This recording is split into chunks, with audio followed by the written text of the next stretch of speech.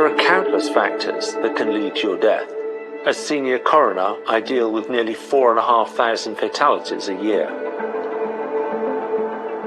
The coroner can make any inquiries necessary to find a cause of death.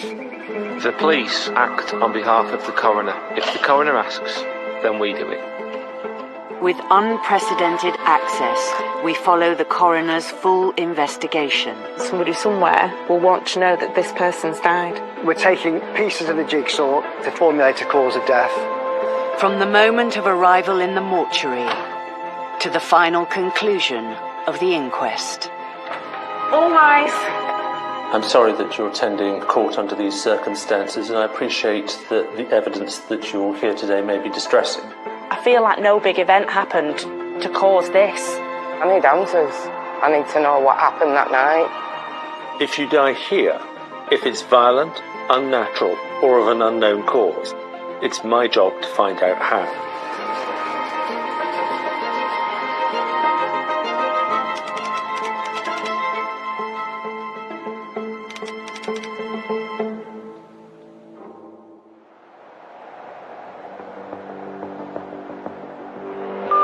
Ambulance, sir, this is the patient breathing. No. I thought he was asleep. I've tried to wake him, and I've noticed he's cold. And how old is the patient, please? I'm not sure, because I don't really know him that well.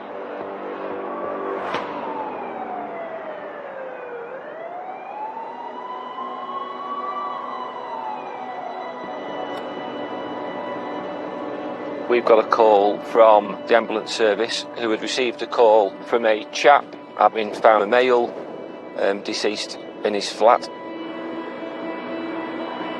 As I've entered the property, on the sofa is a chap just sat there who's clearly deceased. He's got no identification with him, he's no phone. Male resident whose flat it is tells me that he only knows him as Matty, doesn't know his name, doesn't know where he lives. So I now need to try and find out who he is, where he's from, and how he's died.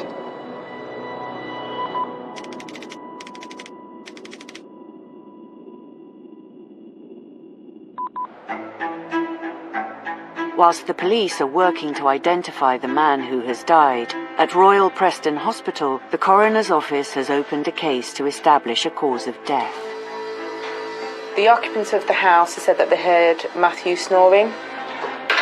The following morning they've woken up at 9:30 to let some friends into the property, and it's at that point they found him unresponsive. We have no further information other than that this male is called Matthew. We have nothing. So I've got Matthew unknown. Yes. No fixed abode, and not known for date of birth either. And then from above the knees all the way down, some old irregular scars and some brown skin discoloration to both lower legs and feet, and just the backs of the lower arms and hands. Oh, just to note as well, sorry, I missed a monochromatic tattoo to the left upper arm. The information that we have from the police is incomplete. We know that there is a suspicion that there is drug use, so he will need toxicology to see whether or not he has been using drugs himself or he is just in an environment where drugs are used.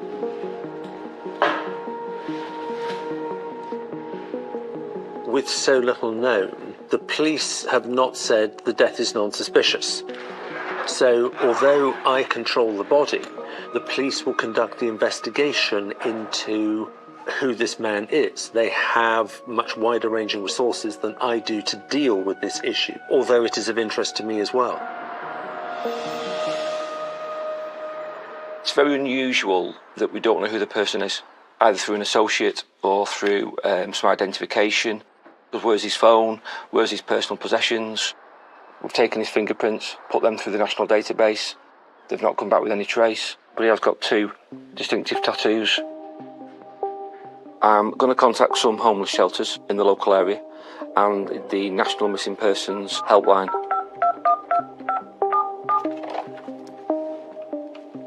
Oh hi, it's Steve Montgomery, Detective Inspector at Preston Police Station. I'm just wondering if you can help me with a missing person inquiry that I've got. He's a white male, about 5'10", slim build. He's probably between 25 and 45 years. And he's got a tattoo similar to like a cannabis leaf on his right shoulder. And on his left shoulder is a tattoo of a circle, a bit like a yin-yang, I think it is. He's obviously been found in the area of Lancashire, but I can't rule out he's from somewhere else in the country.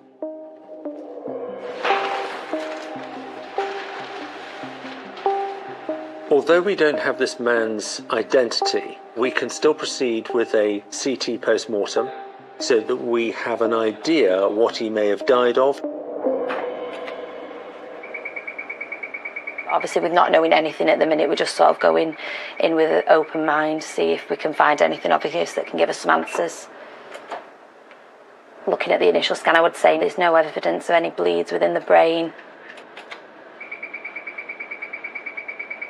So we will just finally scan his heart just to look for any calcification within the arteries, any blockages or narrowing in the vessels. So we will get these images sent on to our radiologist, who can finalise a report, have a look through everything in a bit more detail, hopefully find a cause of death and then send that on to the coroner.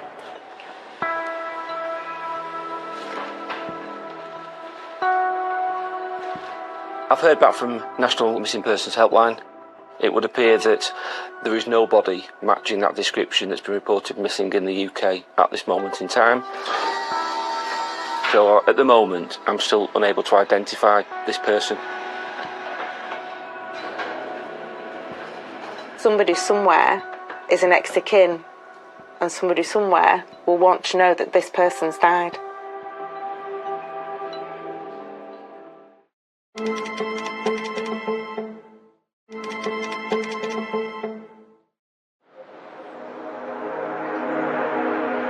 An investigation is underway to uncover the identity of an unknown male who has been found dead at a flat in Preston. We don't have a date of birth, we don't have a surname, we don't have a usual address, we have no information. So it's a matter of putting information out into the wider community in hoping that somebody recognises him. I dealt with a death a few days ago, but despite several lines of inquiry, I've not been able to identify him. So I'm looking at putting together a bit of a press release, if you can help me with that. Of course we can. Do you want to send us over the details and the pictures?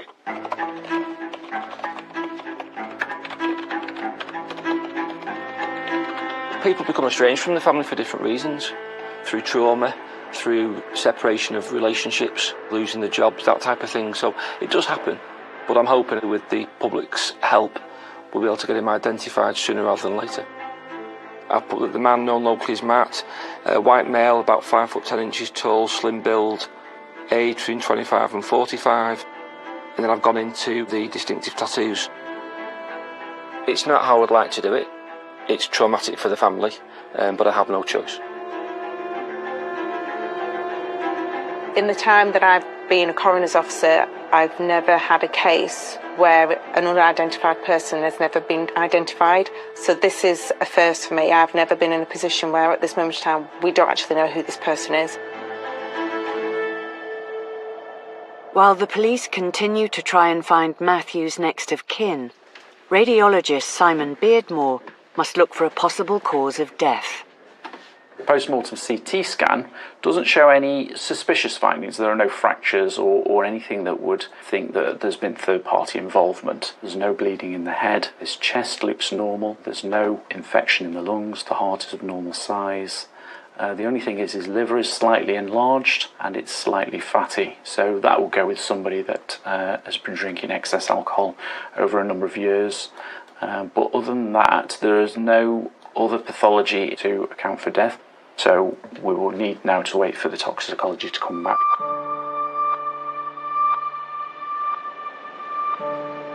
The Facebook post seeking information about Matthew's next of kin has been live for just a few hours. Good afternoon, Lancashire Police. How can I help? Hi, I'm just looking at a post that you put on Facebook about somebody you found on the 7th of November in Preston. It was a person called Matt. Yeah. I've got a step-lad who's called Matthew, who's in Preston. The description sounded similar. We've been trying to get hold of him for the last few weeks. We're just a bit concerned. What's Matthew's surname? Nicholson. The last contact I had with Matthew was the 28th of October. Then there was nothing. Kept ringing, nothing. Nothing. I was getting a little bit worried, but then that was nothing new for Matthew. Matthew would turn his phone off for 2-3 days, and then I'd text, "You're not in trouble, I just need to know you're all right." And then I'd ring back and he'd answer. But this time, there was nothing. And then I saw the thing from Lancashire Police, and as soon as I saw them 2 tattoos, I said, "That's my boy." I knew straight away. That is my son.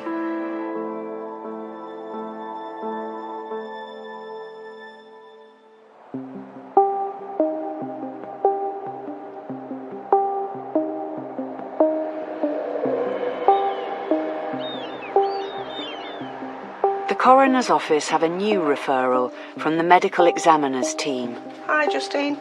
Following the death of a man at Royal Preston Hospital. It's an 83-year-old gentleman, Mr. Douglas Willisey. He had been in previously following a stroke. He did get discharged back home, but unfortunately he got readmitted following a fall and some residual weakness in his left-hand side. He did have a further CT scan and an MRI, which didn't show anything acute. Okay.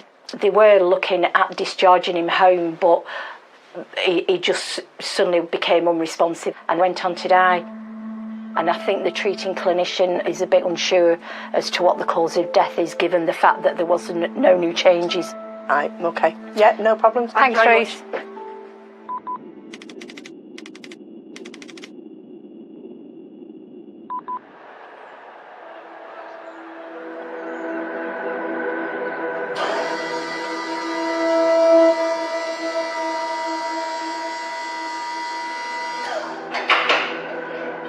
Got a phone call just saying that he'd fallen unconscious, completely unresponsive, and they were just doing everything that they could do. And as soon as I got there, I was taken into the side room and told that he'd passed, that not long after that phone call. So I'd never have got a chance to get there before he did go.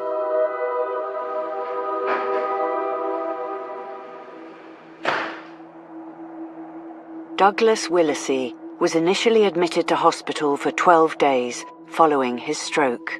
His health before the stroke was actually really, really good. He was still very active, doing everything that he wanted to do.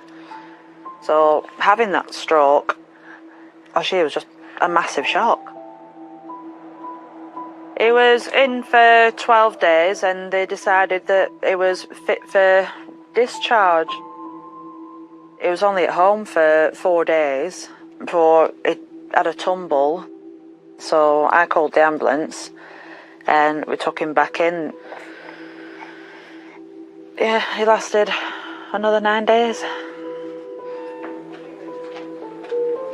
This is quite a sad death because the death has happened quite quickly, so it's really hard for the family.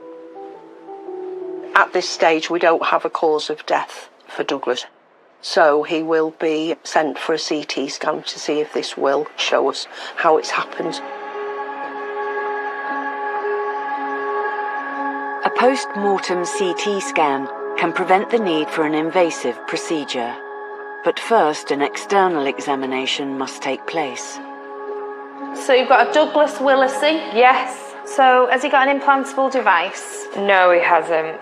Hypostasis? Posterior. Okay. Yeah, so front of the body. Here on the top of the left foot, I've got some purple bruising to the base of the toes and old irregular scars. Did you say he'd had a few falls or? Yeah, and I think that's about it. We never had any calls to think he's not going to come out alive. We always thought, just a little blip. Be right as rain in a few days, back home. It is so important to understand what has happened.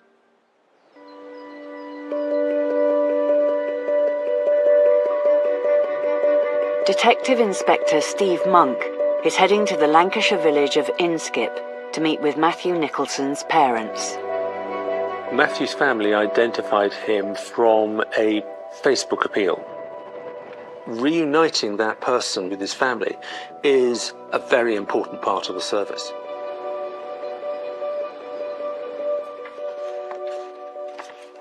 I was with her. That was in S03E04, 98 for World Cup. Yeah. What about that one? There's Matthew with his bike for Christmas. And that was Matthew when he was born.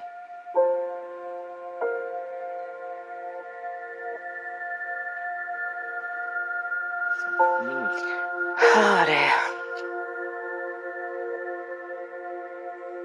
Matthew was my firstborn. He was my first love.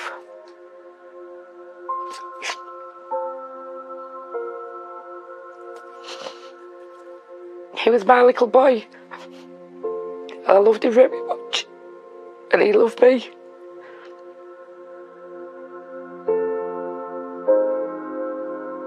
I'm alright until I start talking. Yeah. So, yeah.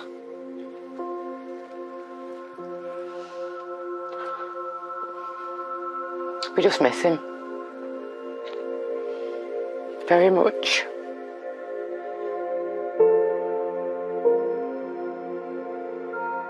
I've always been worried about Matthew and his vulnerabilities and how trusting he was. He had learning difficulties, he had development delays, he had dyspraxia, dyslexia, he was on the autistic spectrum. But he was a good boy. He'd do anything for anybody, he'd help anybody. Matthew always used to say to me, "Mum, please just let me try and live my life. I'm a grown adult." But I used to say to him, "Matthew, you're not like everybody else. You're different." I don't think he liked the thought that he was different. If you said, "Put your hand in the fire," Matthew would do it. He was just so trusting, he wouldn't think about the consequences.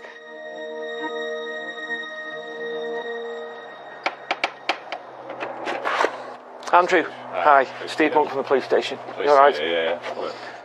It was myself that went to the flat where Matthew was found, sort of examined him. So and you was stuff actually like that. there? Yes, Right. yeah. One of our concerns is, has somebody done something to him on purpose? Well, I'll explain really the process. I've got to be satisfied that that death hasn't been caused at the hands of a third party. So when I found out about Matthew, I tried to get his bank cards froze. So I rang the bank and I said, "I need to know if his card has been used from the 7th. And she looked up and she said somebody had tried to use his card on the 19th at Sainsbury's Preston. It's not a nice thing to think that someone's been trying to steal money from him once he's passed away. We will do our best to trace the person who's tried to use the card. I was having a rough time the other night and I rang his phone. And all before it was switched off. Right, okay. And then it started ringing and then I was panicking and I said to Andrew, "His phone's on." So that would suggest it's potentially been charged since and turned on. Since Matthew died. Yeah, 'cause it went straight to voicemail Right, rather than ringing. okay. Because there's memories on it. Again, I can't guarantee I'll find it, but I will do my best to return it to you. Thank you very much. I'll leave you be. I will Yes, thank you very much. be in touch in a few days. Right, Thank you very much. Thanks. Okay. Look after yourselves. Thank you. Matthew will have had his phone on him and he would have had his bank card on him. And whoever is trying to use his bank card now and who has his phone, they've kept my son from me. We could have had him back and not in a mortuary.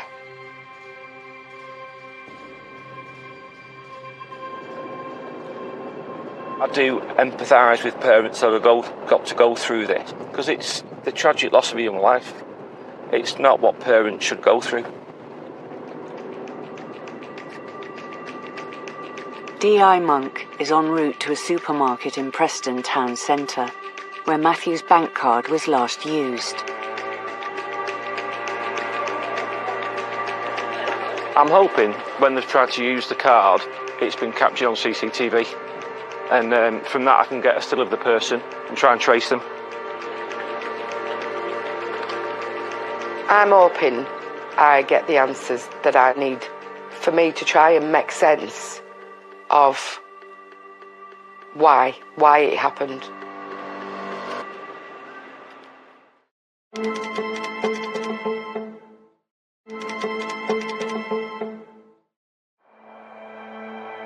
Coroner's officers have been investigating the sudden death of 83-year-old Douglas Willisey following a stroke whilst in hospital. Mr. Willisey was admitted to hospital, he improved, he went home, but unfortunately 4 days later he was readmitted to hospital and stayed in hospital for a period of time, but then suddenly dropped his oxygen saturations. In this case, Mr. Willis's cause of death is far from clear. The clinicians say that he doesn't appear to have any significant changes from the stroke, so we're not certain why he has died.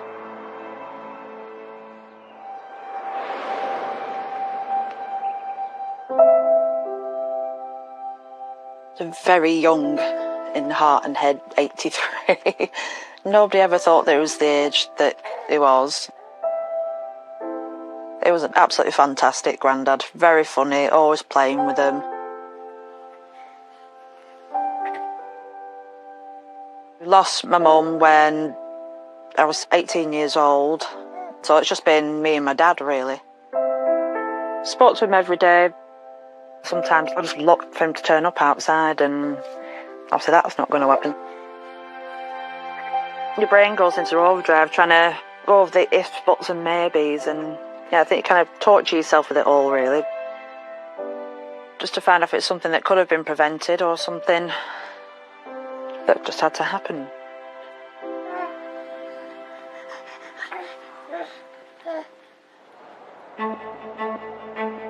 The investigation into the death of 35-year-old Matthew Nicholson is still ongoing. Where there is an unnatural and suspicious death in the community, you have two investigations running side by side. You have the police and you have the coroners. Thank you very much indeed. Detective Inspector Steve Monk is looking into a report that Matthew's bank card was used after his death. It's the 19th of November, 20:01 and 25 seconds. That was when it was tapped on a contactless. Right, so that one. So the tills are quite busy, aren't they? I suppose it will be C, whoever walks away without any goods, because it was only an attempt. So there's been no one at the tills. So right, so it's got to be self-service, hasn't it? Yeah, oh, this guy here. Yeah, that's what I'm thinking. Like he's got a basket full of stuff. Yeah. So he's using his phone. Yeah. Yeah, we're going well past the time, aren't we? There's no one walking away. They're having left goods that they're trying to pay for and haven't done. No. Right, okay. Right, appreciate your time. I hope you get it. So. Thanks a lot, thank you.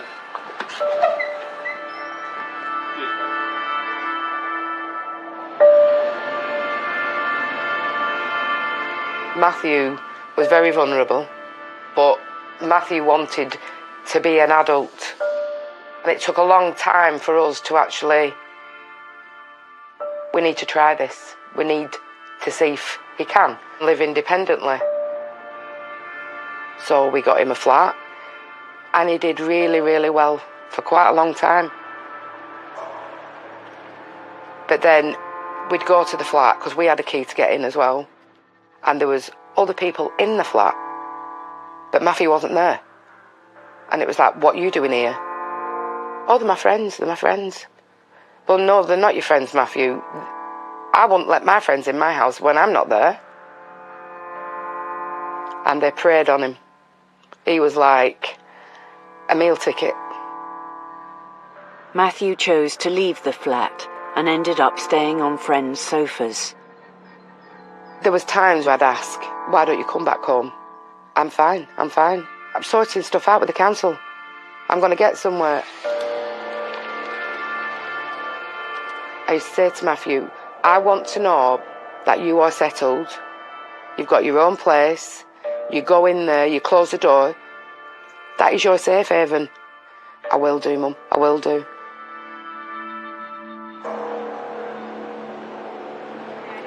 Matthew had sought help from an outreach project. I remember when Matthew first came in and he was quite nervous, but he was so willing and open about his circumstances. He needed support with his crack cocaine usage. The support revolved around, okay, so what kind of plan can we put in place to address your substance use and also the fact that you are homeless at this moment in time. Matthew disengaged with us around the end of 2023. We utilised our outreach team to go out and look for him, but ultimately we were able to get him re-engaged with service. When I heard that Matthew had passed away, I was shocked. His persona was someone that just tried their best to get along with people. There's a strong possibility that people did take advantage of him. Detective Inspector Steve Monk has been trying to track down Matthew's missing phone to return it to his family. Hello? I'm actually just in Preston Town Centre, but I can walk past that way if you want to meet me outside. I've just spoke there to the chap that was with Matthew when he passed away, so I'll see if he can help me. D.I. Monk is heading to meet Michael, who called for the ambulance the night Matthew died. We've identified him. Right. Matty Nicholson. Nicholson, right. How long was he staying at your flat for? He was only there tonight. Was he? Yeah. Did he come with anything? His mum is desperate to get his phone back. He had a phone, and apparently 2 girls took off him, and that was about 2 days before he came to mine. Right, okay. They say I know it was stolen. He was quite upset about it because I know his mum bought it. I know, yeah, right. Obviously you might know these people. A lot aren't going to speak to me. Yeah. Could I try and plead with you to try and get that phone back? Yeah. It just needs dropping off at the police station for me. Have you anything about his bank card? Because his bank card's gone missing as well. No. All right. You've got my number, seriously, give me a ring. Any problems you've got. Yeah. And if I can help you, I will. But really see what you can do about that phone. Yeah, I will do. I'll try my best for you. Good fella. Look after yourself. No problem. All right, thank you. Cheers.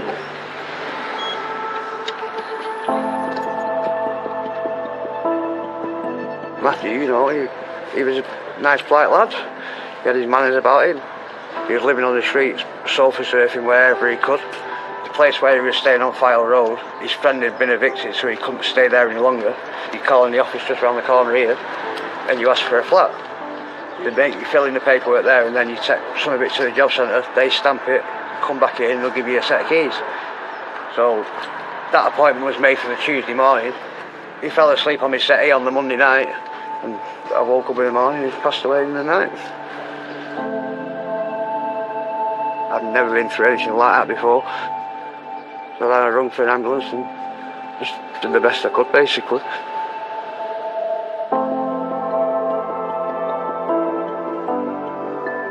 There are deaths where people have no one left in their family. Matthew's is not that type of death.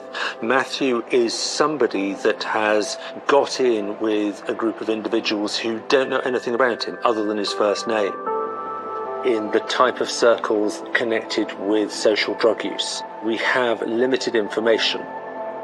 We're trying to give the family answers to what caused the death. This will definitely need an inquest. So you're saying he's lost it, are you? Right, okay. All right, mate, well, I appreciate that, thank you. Bye-bye, bye.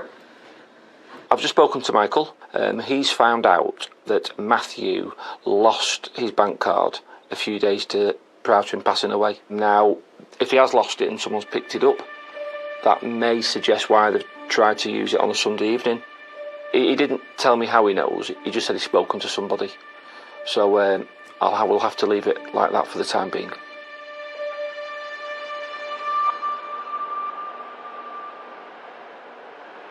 The coroner has ordered a post-mortem CT scan in order to investigate the sudden death of 83-year-old Douglas Willisey. We'll scan his body in 3 parts, and then we'll scan his head in a bit more detail, as well as doing a calcium score of his heart as well, to look for any calcification within the arteries. Obviously, we will get it sent on to the radiologists, and they'll be able to decipher exactly what has likely been the cause of death.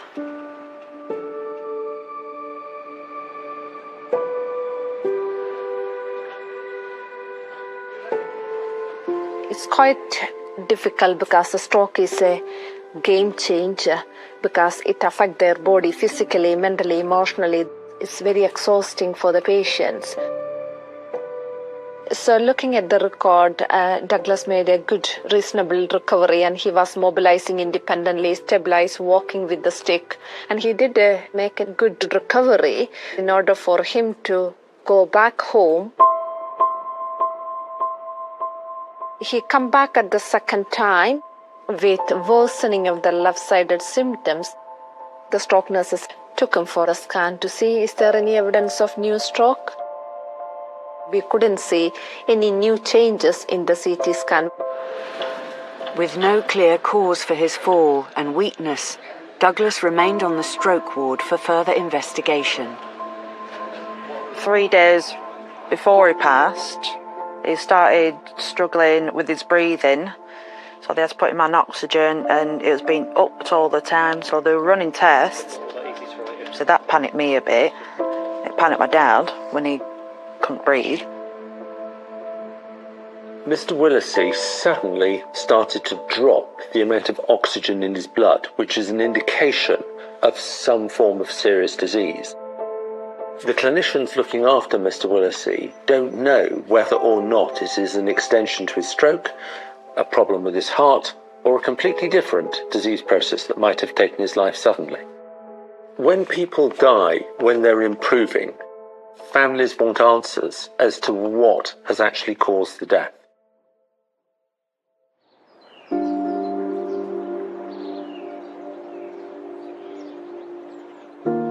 Matthew loved living in Inskip. Everybody knew him. Everybody looked out for him. He loved playing in the garden, running through the fields. I look out, remember, when he was little. The amount of times I've said, come back home, come back home. It's 3 weeks since 35-year-old Matthew died, and funeral directors are bringing him back home. I'm having Matthew home 3 days before his funeral. He's been out there in the big wide world. He's back home with his family now. We love him, and we're going to do the very best for him.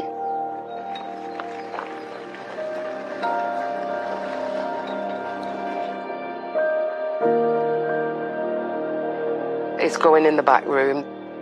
Me and Matthew will just sit and chat and just talk to him, and that'll bring me peace.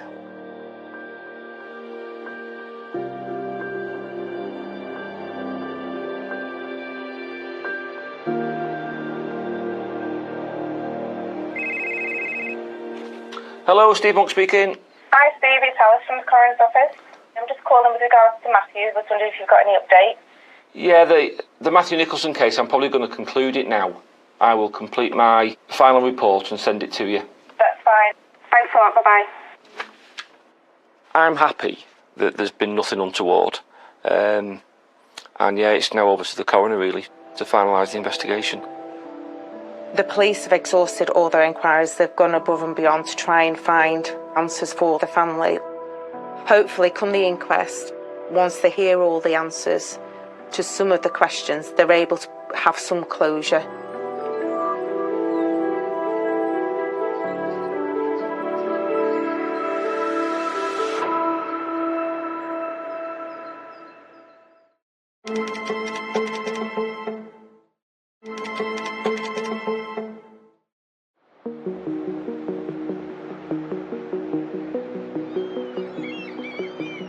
"83-year-old Douglas Willisey died at Royal Preston Hospital.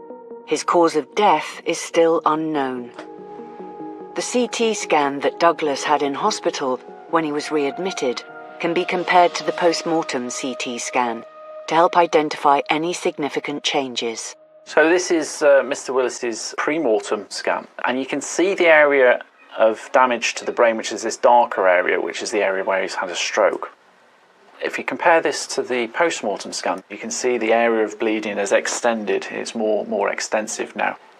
And so what that indicates to me is that in that time interval at some point he's had a further stroke with bleeding, which has likely caused his deterioration, and having a stroke, which is going to impair your neurology, might have caused his death.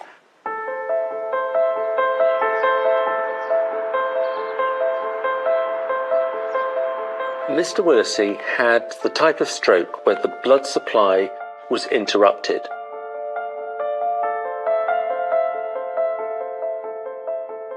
What has happened subsequently is that he has bled into that area from a vessel that's ruptured, and that, an extension of his stroke, is what has taken Mr. Willissey's life.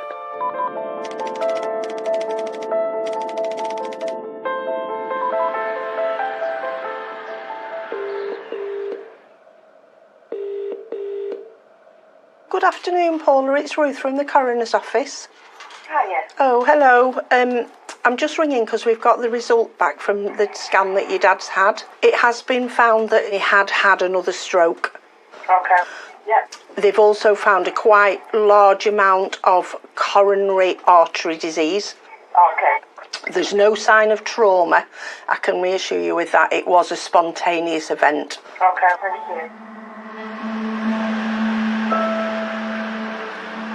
Hopefully, for the family, they've got the answers that they needed and that a cause of death has been found on the scan. Come for Douglas Willissey, yeah? Yeah, Mr. Willissey. I think it's sometimes, until these questions are answered, they're not fully able to process what's happened to their loved ones. Douglas Willissey, yeah? Yeah.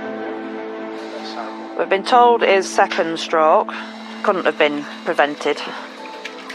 And they didn't know anything about how extensive his coronary artery disease was. I think there was a lot that they could have done, even if they did find it sooner.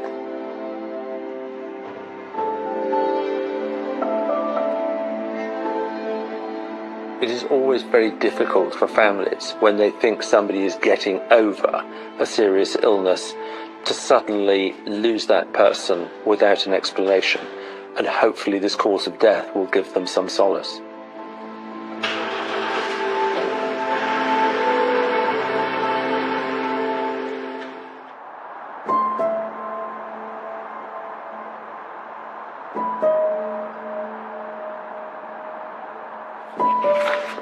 Today is Matthew's inquest. It's the death of a young man with mild vulnerabilities who has died in tragic circumstances, and we will have to explore what has occurred. Apprehensive, really, isn't it? Yeah, apprehensive. I need answers. I need to know what happened that night.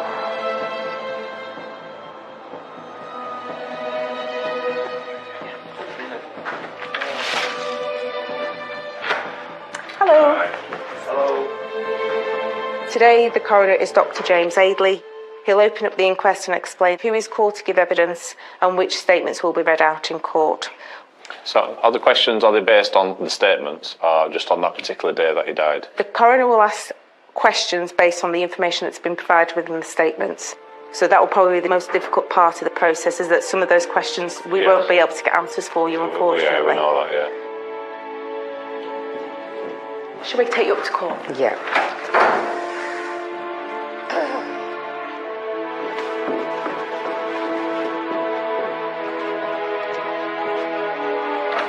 All rise.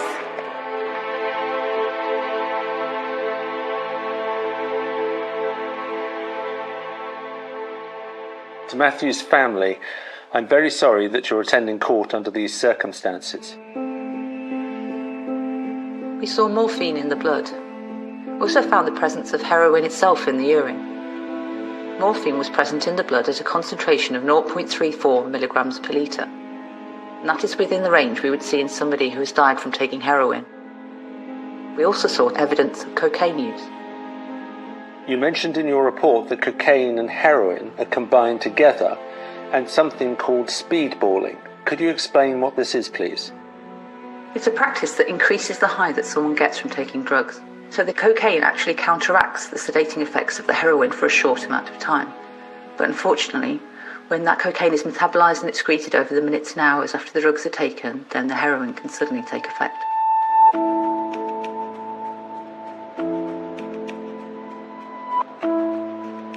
From the history, it appears that Matthew was a relatively naive user of heroin. He doesn't use it very often, and he hasn't been using it very long.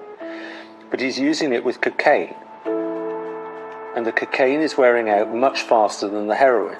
And once it does, that's where the sedation of Matthew's breathing has occurred. I hope it's of some comfort to you that he would have been comfortable when he died. But the cause of death is heroin toxicity. And this is a drug-related death.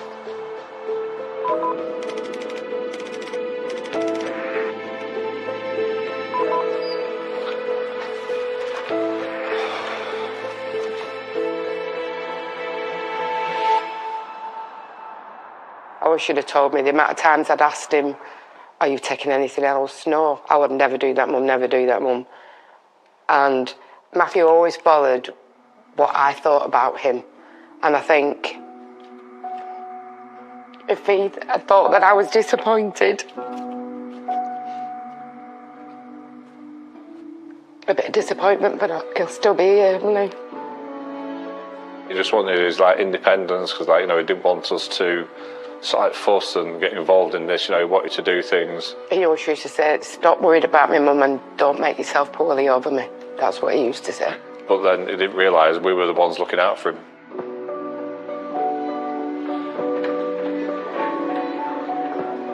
Families in cases such as this will often ask themselves, could I have done more? The difficulty is that you're dealing with an adult who makes their own choices. It's very difficult to stop these events happening. But you never stop being a parent. They are always Matthew's parents and will always want to have done the best for him.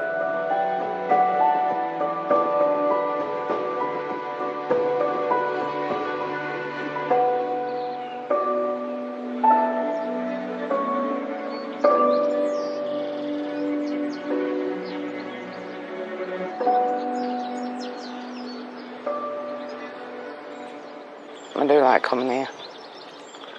At least we know he's safe. I'd rather him be at home. I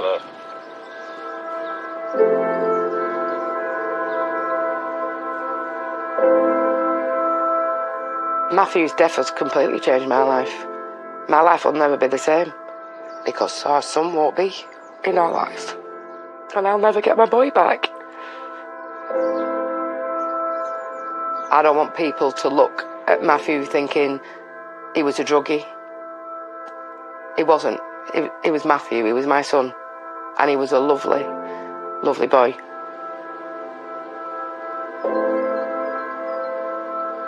He didn't have a bad bone in his body. And he would give you the last pound in his pocket. That was my boy.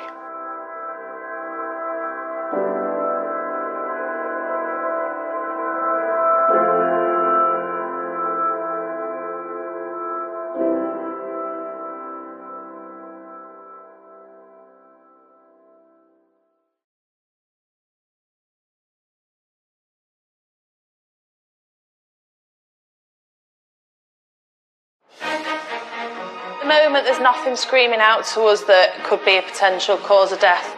If we look at the outer layer of the brain, there are lots of holes. All Leslie came to us with was a copy of his passport attached to the outside of his coffin.